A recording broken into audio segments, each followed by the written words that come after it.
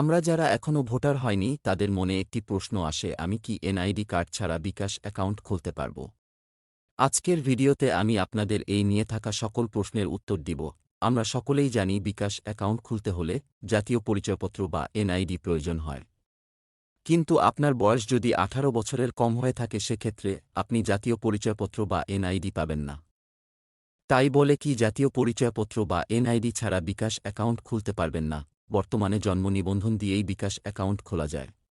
জন্ম নিবন্ধন দিয়ে বিকাশ অ্যাকাউন্ট খোলার জন্য যা যা দরকার: জন্ম নিবন্ধনের ফটোকপি, 2 কপি পাসপোর্ট সাইজের ছবি। জন্ম নিবন্ধন দিয়ে বিকাশ অ্যাকাউন্ট খোলার নিয়ম: জন্ম নিবন্ধন দিয়ে বিকাশ অ্যাকাউন্ট খুলতে আপনার সদ্য তোলা 2টি পাসপোর্ট সাইজের ছবি, জন্ম নিবন্ধন ফটোকপি নিয়ে আপনাকে যে কোন বিকাশ এজেন্ট অথবা নিকটস্থ বিকাশের কাস্টমার কেয়ার অফিসে যেতে হবে।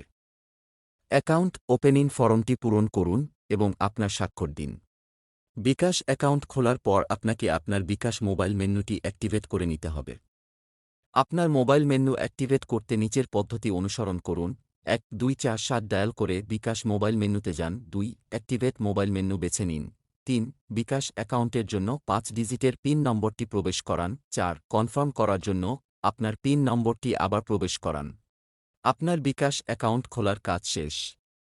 আপনি যদি গ্রাহক সেবা কেন্দ্র অথবা গ্রাহক সেবা থেকে অ্যাকাউন্ট খুলে থাকেন, তাহলে সাথে সাথে বিকাশের সকল সেবা উপভোগ করতে পারবেন।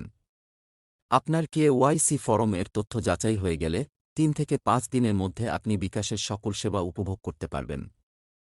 এভাবে খুব সহজেই আপনিও জন্ম নিবন্ধন দিয়ে বিকাশ অ্যাকাউন্ট খুলতে পারবেন। ভিডিওটি যদি ভালো লাগে ভিডিওতে একটি লাইক এবং চ্যানেলটি সাবস্ক্রাইব করবেন।